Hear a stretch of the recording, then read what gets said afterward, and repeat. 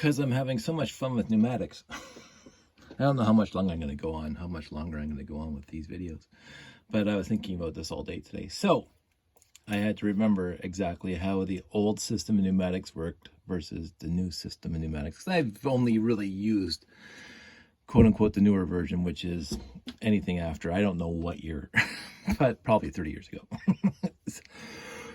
So old versus new again.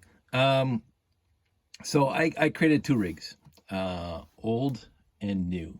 And right off the bat, you can see the new is much simpler.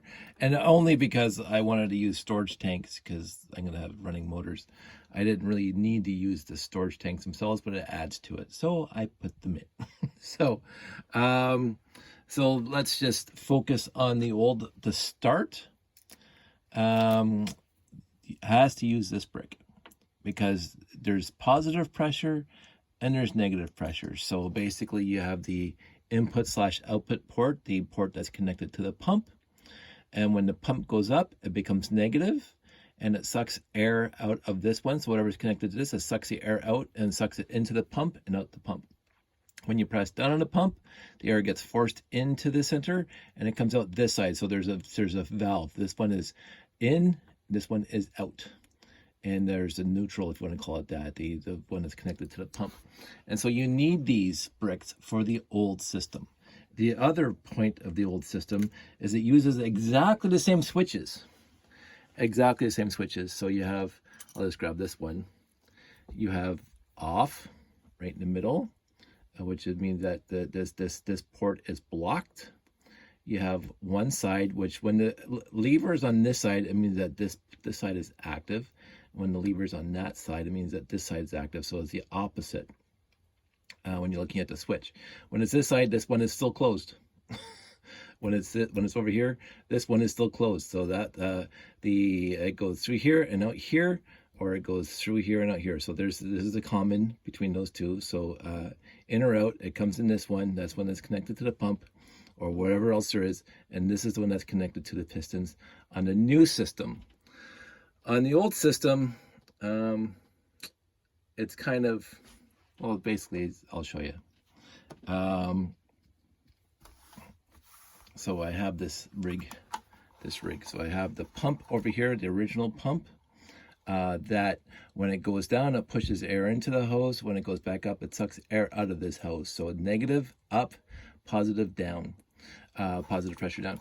And that goes into the brick, the 2x4 pneumatic brick. Again, connected to the common, and then it has these two line outs. So light gray is going to be the negative pressure and dark gray is going to be the positive pressure. I just did that just for color coding. So you need the pump, the hose, the brick, two lines coming out of the brick. I use storage containers. Again, this one will have a vacuum. This one will have a positive pressure, negative pressure, positive pressure. And then those two go into the switch.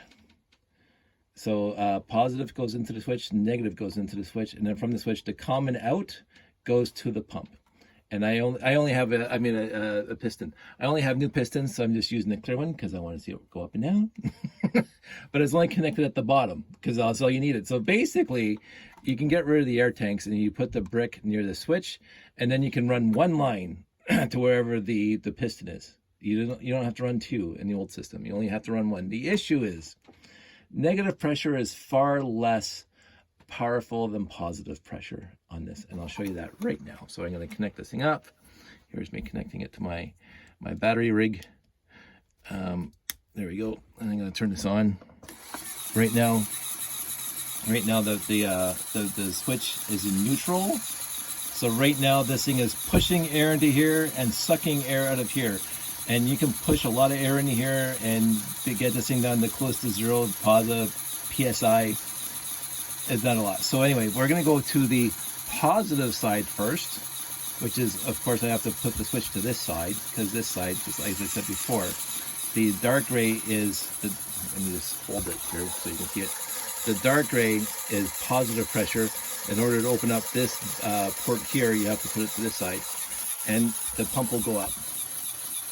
Right, so the pump is up, and that's exactly how it worked before. The air goes in the bottom of the piston, and the pump goes up. But now if I go to the negative side, so now this is a vacuum, and now I'm going to go to that side, and it takes a while to go down. So, but it is just one. It is only one pipe going from the switch to the actual cylinder. That's how the old system worked. Vacuum on this side, positive pressure on that side, which is okay, you know, for a system when they first came up with it. Now, what they did do, let me just turn this off. What they did do is they revisited this after a couple of years, and they said, how can we make this simpler? Because negative pressure is not nearly as strong as positive pressure, and all this complication. Again, I didn't need the actual air tanks, but I could have gone right from the switch or the brick to the switch. But still, it's two lines going from the brick to the switch, and then one line input and one line output. It's a lot more. Well, I won't say it's a lot more plumbing, shall we say? But it's you know, it's a little bit complicated. The simplicity is only having one pipe, as I say, going to the actual pneumatic cylinder, wherever it is in your build. And the brick here would squeak a lot. You didn't hear it over the motor, but it would squeak a lot because the valves, I think, are rubber. I have never taken one apart, but I believe they're rubber. And when the air gets forced through it, it can only go one way. And if it comes back through the rubber, it's closed. So in the end, not too shabby. The pump itself, fantastic, because the pump, and I'll show you the new one. So the new one I mentioned yesterday, if you push down on it, it'll actually have a part where it just gives up and it allows the air to, so that you can't kill a pump on the new system. The old system didn't have that. I don't know how strong they made these pumps, but basically it never had like a safety valve in it like this one does. And of course this one, you can keep the hole covered and it just goes back up because the air comes in through the top or through here somehow to fill up the cylinder when you go up, because there's no vacuum in here. It's only positive pressure going down. So you can't use a new pump to run an old system. You can't do it. It only provides positive pressure. You can use a regular cylinder, a new cylinder, and because if you pull up, here's me pulling up, and you cover that with your finger, the pump itself doesn't have like the gasket itself doesn't have a safety valve to it, so it will. There's a vacuum in there right now, so you will get a vacuum if you pull up or you put it on here and you push down. You will get a vacuum. It's kind of neat. So there's a way of running this system with these bricks, with the new stuff, with new pistons. But in the end, I can see why they skipped this guy. They removed this guy. I'm gonna put him over here in favor of this guy, because look how much simpler this is. Again, pump, air tank, switch, piston. The only double now is, well, of course, there's only double there. The only double here is from the switch to the actual piston. So it goes up and it goes down, both with positive pressure. When the switch is on this side, when the switch is on this side, the air will come through here and push the cylinder down, the gasket down. When it's on this side, the air will come through here on the dark gray and push it up. So let's just turn this on and show you that really quick. Turn that back on. So this side switch goes up, this side switch goes down. And you can see already how much more speedy, how much faster it is, how much, because I do think the negative pressure doesn't have the strength or the speed, and of course that is pretty solid. That's why I love pneumatics. It's pretty strong when you're actually building something. I'm just gonna turn this off and see how good this air tank is. One of my air tanks was leaking, and you can see the air tank is slowly losing air, obviously, but it's all positive pressure. There's no such thing as negative pressure in this guy.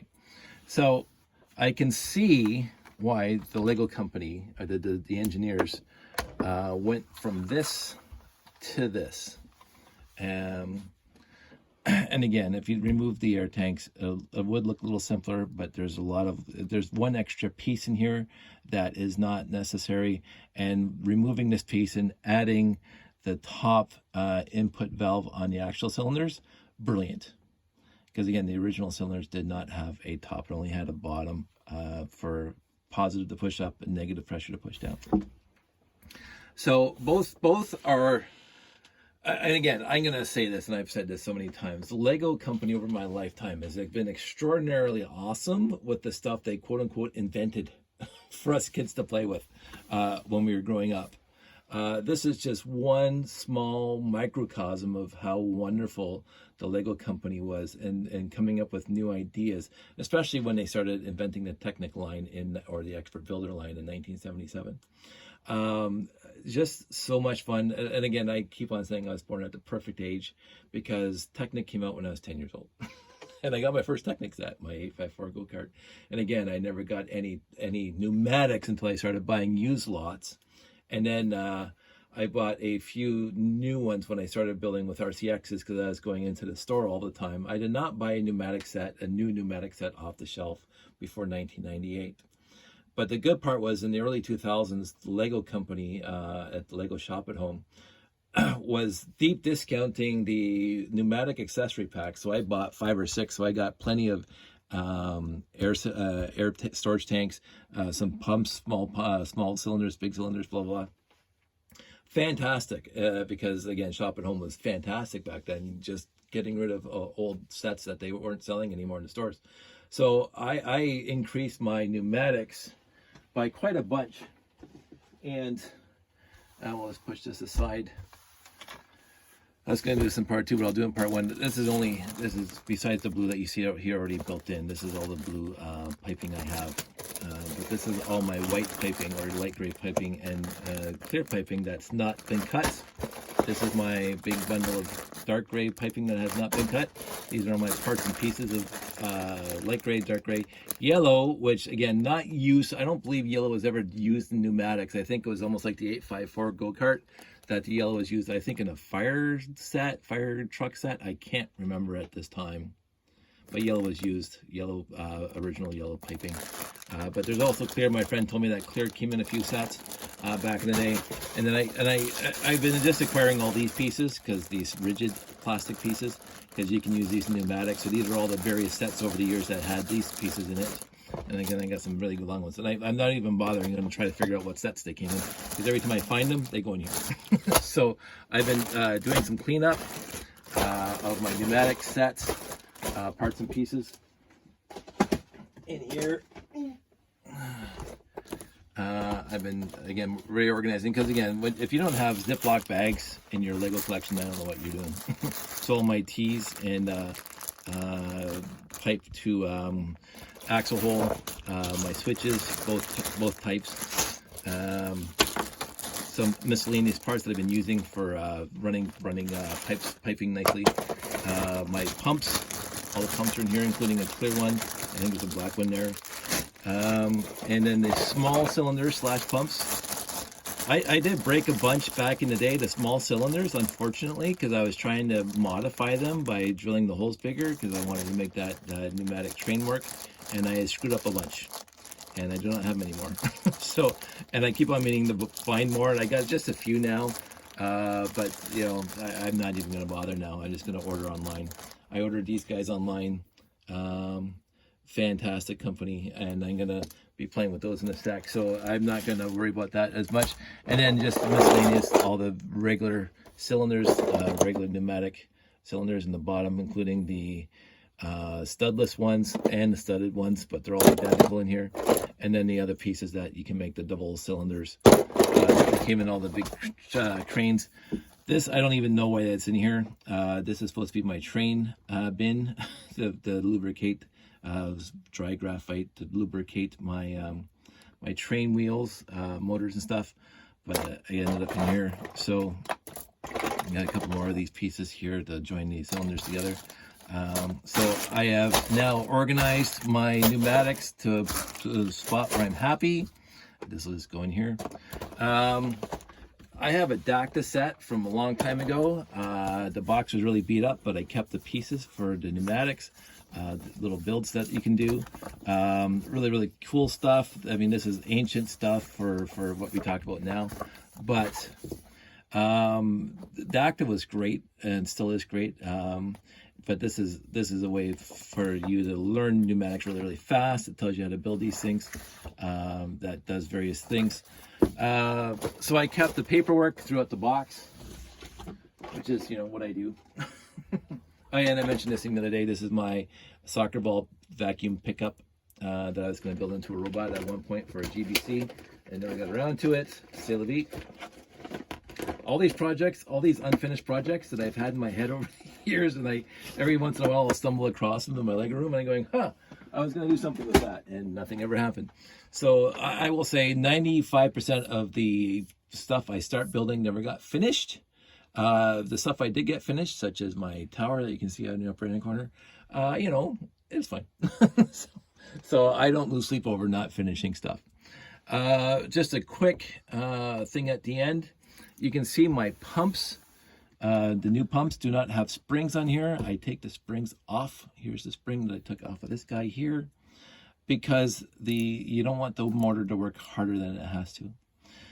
Taking off the springs, it's easy. And if you get like more than half a dozen pneumatic sets, which almost most people who are in pneumatics have, ruining one pump to take the spring off, or two pumps, you're not going to kill your collection. As I showed you, I have a whole bag of pumps in my collection here. So taking off 1, 2, 3, 4, 5 springs, I'm not losing any sleep over that. It's a modification, to be sure, but the spring is still here. So I can put it back on. But everything you've seen here for pneumatics is all original Lego. There's no modified parts. You can say taking the spring off is a modified part. I will disagree with you.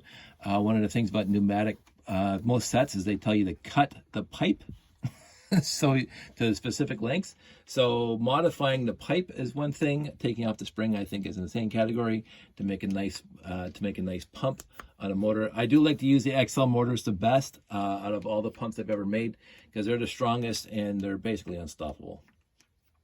And it's really easy. It's honest to goodness. You get these little half wide this Technic, whatever these things, these gizmos are, I forgot what they're called, and you just do that, and honestly it's the easiest thing in the world. Like, you don't have to overcomplicate the pump making. and then it just runs. Let's just show that again. It just runs, and again, if you have this guy, it also helps, because I just like that, right? And you can do many things with, and you can hear the motor starting to slow down, but now it's not pumping anymore into here, and it's still going. Now I should have my nice little thing over there, the switch there that'll stop it, but I did bother putting that in there. And you can hear the motor starting to ease up now if I go back and forth many times. And you can see it gets slower when there's less pressure in the system. And it's not as strong when there's less pressure in the system. Like, I can stop that, but now it's pushing, I'm putting the same amount of strength into it. And the solenoid gets stronger as more air pressure obviously goes into it. It is a fun aspect of the Lego company, and especially in their expert builder line. I've always wanted to do more with it. It's just I got, I do find myself, and this is more a tangent, I do find myself interested in a variety of different aspects of the Lego company over the years. Classic space is by far definitely my favorite aspect of the Lego company, with the exception of when I was building robots. For RTL Toronto and before. Technic sets were what got me through high school. And yes, I did Lego Wars back in high school too. But Technic sets were always like on my mind to build wondrous creations. And when I got into RTL Toronto and we got to build robots with the RCX, it was just mind-blowing, spectacularly awesome. And we went for Lego dinner on Friday. Let's go talk about this really quick. We went for Lego dinner on Friday, and let's just get these side by side so we can go this side. And we were talking about the good old days, like we always seem to when we go to these things. There we go. just to have the comparison. Oh, I won't go down now. There.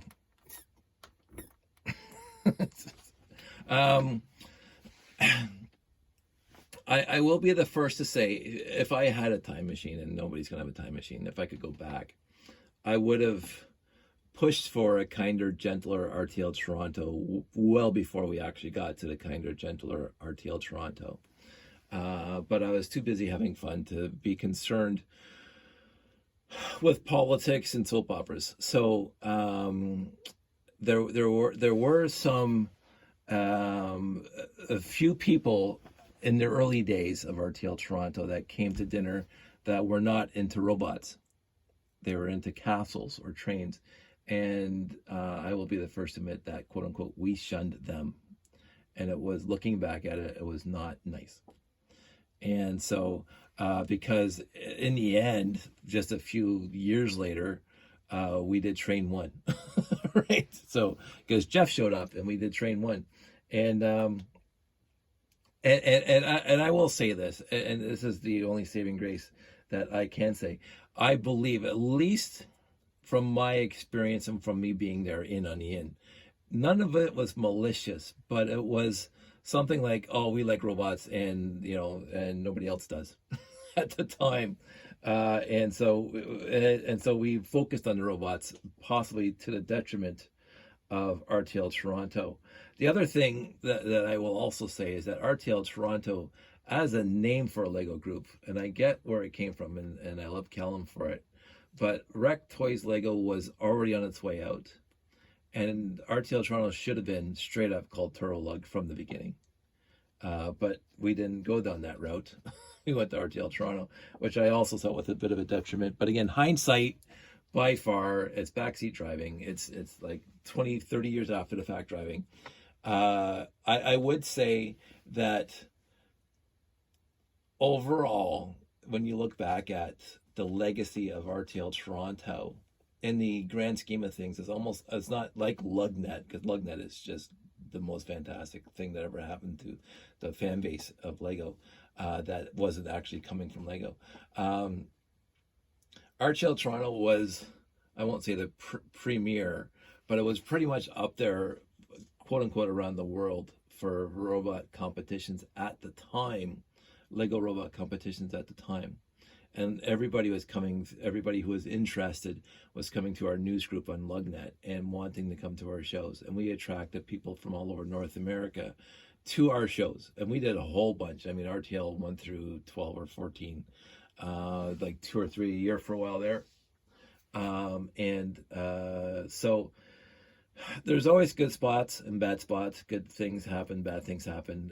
I do regret not standing up for other parts of this hobby that people were trying to bring into RTL Toronto at the time, but I'm not losing sleep over it, because in the end we did do those things, and we did those things exceptionally well. So we had so much fun. And again, all the hobby shows and the Toy Train and Doll shows and the Christmas shows and the Brick Fets. I mean Brick Fet wasn't just RTL Toronto, but all the base people basically met at RTL Toronto, and we kind of went from there.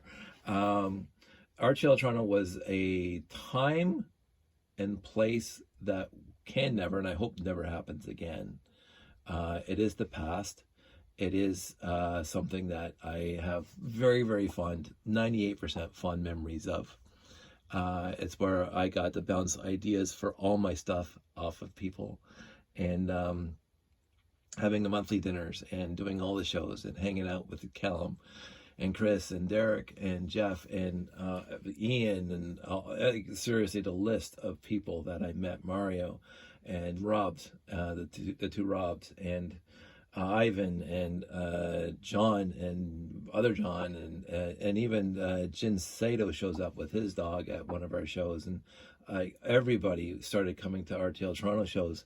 And this is right at the beginning when we're just doing like sumo wrestling and block stacking. So, and it was just a joy to be there. And but the appearance, and we trashed each other, absolutely. We would play Callum Ball on the RTL Toronto news group on Lugnet.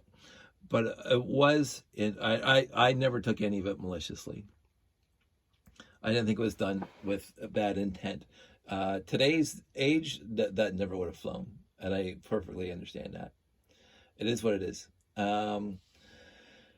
And so I am keeping up the dinners. We stopped during COVID, but now we're doing the dinners again. Last Friday we were at dinner, and Callum was there, and I had a great time chatting with Callum, and a couple people from Torolug were there, and that was fantastic. And Derek was there with other people, and Sandy and I were there, but Josh wanted to stay home, so it was all adults there. It was utterly fantastic.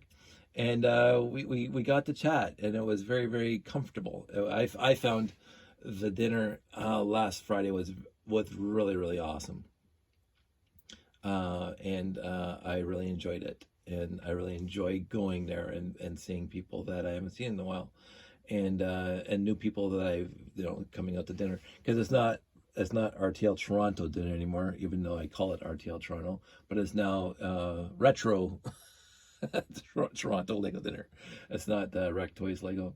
It's Retro Toronto Lego dinner, or dinner with Dave and Sandy. so that's fine too. Second Friday every month. We're gonna keep it going as long as we can, and I love people to show up.